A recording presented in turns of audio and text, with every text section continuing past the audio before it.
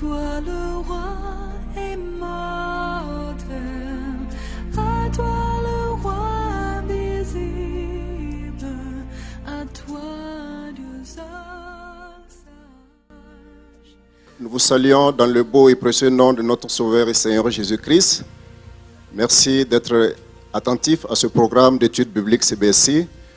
Nous commençons aujourd'hui avec une étude qui porte sur les épîtres 1 et 2 de Pierre. Et les livrets dans lesquels vous pouvez trouver ces études, les voici. Ce livret contient 6 leçons et le second également qui en contient 6. Vous pouvez les trouver à la librairie de l'église centrale, à la librairie Fram, à l'imprimerie de Gouin et dans bien d'autres librairies évangéliques de la place. Que le Seigneur vous bénisse et nous invitons à vous en procurer, sinon à suivre nos programmes à travers ce canal jour après jour. Un rappel, chaque jour nous aurons à étudier une portion de la parole et aussi à répondre à des questions liées à cette portion. Et au bout de la semaine, nous vous présenterons une synthèse qui va résumer toute l'étude que nous aurons développée tout au long de la semaine. Et donc, je commence aujourd'hui avec la première épître de Pierre. Et la leçon de ce jour, c'est l'introduction générale des 2 épîtres, en fait. Alors, nous avons comme titre « L'espérance pour les personnes dispersées et souffrantes ». Il faut dire que 1 et 2 Pierre sont des épîtres, des lettres écrites à des groupes de personnes, contrairement aux autres qui sont adressées à des individus. Et dans le Nouveau Testament, ces épîtres portent le nom d'épîtres générales. Entre autres, on peut citer en exemple l'épître aux Hébreux, on peut citer également l'épître de Jacques, 1, 2 et 3 Jean, et aussi l'épître de Jude. Alors, Pierre a écrit à des croyants confrontés à des difficultés, au découragement et à la persécution. Il a donné de l'espérance à ceux qui souffrent dans cette vie pour l'amour de Christ. Dans un premier temps, parlons de qui était Pierre. Il faut dire qu'en Israël, il y a 2 principales étendues d'eau. Au sud, on a la mer Morte et au nord, la mer de Galilée. Et Pierre a grandi dans la région du nord, située aux alentours de la mer du Nord. Il avait un frère, André, avec qui il vivait de la pêche.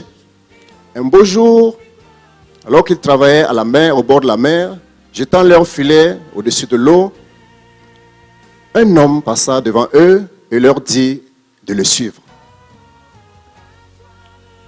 Cet homme, vous l'avez certainement reconnu, c'est Jésus-Christ de Nazareth. Ils laissèrent leur filet et ils allèrent avec lui et leur vie fut transformée pour toujours.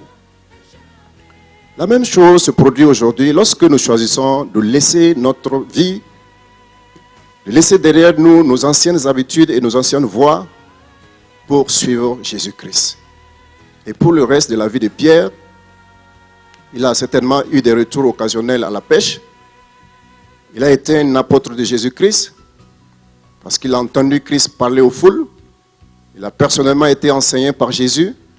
Il a été témoin oculaire de nombreux miracles que le Seigneur a opérés. Et quand Jésus est reparti au ciel, Pierre fut rempli du Saint-Esprit.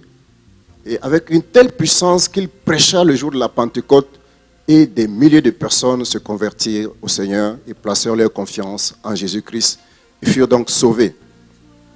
Dieu s'est servi de Pierre pour chasser des démons, pour guérir des malades et même pour ressusciter des morts. Pierre va être un des principaux responsables de l'église de Jérusalem et l'auteur d'au moins 2 de ces épîtres que nous allons étudier tout au long des semaines qui viennent. Il a écrit sur l'appel, sur la rançon, sur l'héritage, sur la sainteté. Et ce sont des vérités indispensables aujourd'hui pour notre marche, pour notre engagement et notre relation avec Jésus-Christ. C'est vrai. Des gens se sont demandé si Pierre était vraiment l'auteur de ces écrits, étant donné qu'il était un simple pécheur. Mais Pierre a certainement pu les écrire.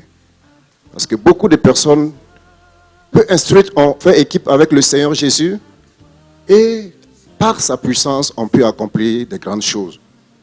Il est aussi possible qu'un homme nommé Sylvain, connu également sous le prénom de Silas, ait aidé Pierre à écrire ces lettres. De toute façon, nous pouvons être sûrs que les paroles sont exactement ce que le Saint-Esprit veut qu'elles soient. Les épîtres ont probablement été écrites dans les années 60 après Jésus-Christ, environ 30 ans après la mort et la résurrection de Jésus. C'était à peu près à l'époque où à Rome régnait Néron, un empereur féroce qui persécutait les croyants. Et beaucoup de gens croient que Pierre a été mis à mort par les Romains peu de temps après avoir écrit 2 Pierre. Alors, parlons maintenant des personnes à qui Pierre a adressé ses écrits. Il est dit au verset 1 du chapitre 1 que Pierre a écrit à un groupe d'hommes qu'on appelle élus,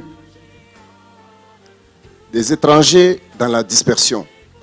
Le mot élu nous fait penser qu'il s'agit des gens qui croyaient en Jésus-Christ. Les exilés sont des personnes contraintes à vivre loin de chez eux, de leur patrie. Et quand on parle de dispersion, on fait allusion aux Juifs qui vivaient parmi les peuples païens, parmi les gentils. Et dans la description, il s'agit aujourd'hui de la région qu'on appelle la Turquie. Certains, on pense, parmi ces Juifs, étaient à Jérusalem le jour de la Pentecôte, lors de la grande prédication de Pierre. Et dans sa deuxième épître, il s'adresse une fois de plus à ces mêmes personnes. Sur quoi Pierre a-t-il écrit? D'abord, l'espérance. Quand nous pensons espérance, quand nous parlons de l'espérance, généralement, nous parlons de quelque chose que nous voulons voir arriver sans savoir si elle va vraiment arriver. Cependant, lorsque la Bible utilise le mot espérance, elle parle d'une chose qui n'est pas encore arrivée, mais dont nous savons qu'elle arrivera parce que Dieu l'a dit. Et Pierre parle 5 fois de l'espérance dans la première épître. Ces lecteurs étaient dans la souffrance. Mais bien avant leur naissance, bien avant même la création du monde, Dieu a planifié leur secours et aussi notre secours. Jésus-Christ. Jésus-Christ nous a rachetés de notre nature pécheresse en mourant et en ressuscitant. Nous qui avons été placés dans cette relation, nous avons une espérance vivante. Selon 1 Pierre 1, verset 3. En attendant bien même son retour. Nous avons une certitude absolue que le Sauveur qui est ressuscité nous ressuscitera également pour une vie nouvelle. Pierre avait fait personnellement l'expérience. Il avait vu le tombeau vide de Jésus. Et également, il avait rencontré Jésus-Christ ressuscité. Et pour cela, Pierre va s'appuyer sur ces expériences pour encourager. Et c'est le second sujet de son épître, l'encouragement. Il met en comparaison la brièveté de la vie et la parole de Dieu qui est éternelle. Le fait d'avoir entendu la pensée de Dieu sur la souffrance doit avoir encouragé les auditeurs de Pierre à persévérer. Ils étaient convaincus que l'enseignement qu'ils avaient entendu à propos de Jésus était la vérité. Les gens ne se soumettent pas aux souffrances ou à l'exil juste pour de bonnes idées philosophiques, mais par conviction et par amour pour Jésus. Et Pierre voulait que ses lecteurs sachent qu'il n'était pas seul, mais qu'il faisait partie d'une fraternité de croyants qui était un peu partout dans le monde. Pierre, personnellement, avait connu la souffrance. Et Jésus l'avait prédit que d'autres souffrances l'attendaient. Il savait aussi que sa mort allait glorifier le Seigneur. Pierre était prêt à souffrir. Ce qui faisait de lui un guide et une source d'encouragement pour tous ceux qui passent également par des épreuves. Et lorsque Pierre parlait à son auditoire de Jésus comme modèle de manière de réagir face à la souffrance, il comprenait ce que cela allait leur coûter. Quand nous lisons le livre des Actes, nous voyons lui-même faire l'expérience des souffrances. Pierre a été arrêté, asséné de coups, jeté en prison pour avoir prêché au sujet de Jésus. Pourtant, lorsqu'il a été libéré, il est parti tout en se réjouissant d'avoir été jugé digne de subir des outrages pour Jésus. Ainsi, Pierre aussi était un exemple pour ses lecteurs de la façon dont il faut souffrir pour Christ. Ce n'était pas par la peur que les chrétiens devaient réagir. Pierre les a plutôt exhortés à honorer le Seigneur et à parler aux autres de l'espérance qu'il y a en lui. Un autre sujet dont Pierre nous parle dans ces deux épîtres, c'est les vies transformées. Il a encouragé ses lecteurs à vivre ce qu'ils croyaient, être pratiques dans leur foi. Jésus s'était sacrifié pour les libérer du péché. Ils y ont cru.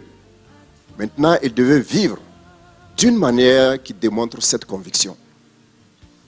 Ils devaient éviter les choses qu'ils poursuivaient dans leur ignorance avant de parvenir à la connaissance de Christ. Ils devaient rejeter les vaines manières de vivre que leurs pères les ont léguées. Ils devaient plutôt être saints comme Dieu est saint. Pierre a montré comment cette sainteté devait être perçue dans leur vie. Ils devaient manifester leur amour les uns pour les autres, se soumettre à l'autorité et rechercher les moyens de rétablir la paix dans des situations données. Pierre a été témoin oculaire de la crucifixion de Jésus. Il a également vu le miracle de la résurrection de Jésus. Il s'est senti coupable quand il a renié le Seigneur. Mais Jésus l'a recherché et l'a rétabli. Par la puissance du Saint-Esprit, Pierre le pécheur est devenu un responsable de l'Église de Jésus-Christ, qui parlait avec éloquence et accomplissait des miracles.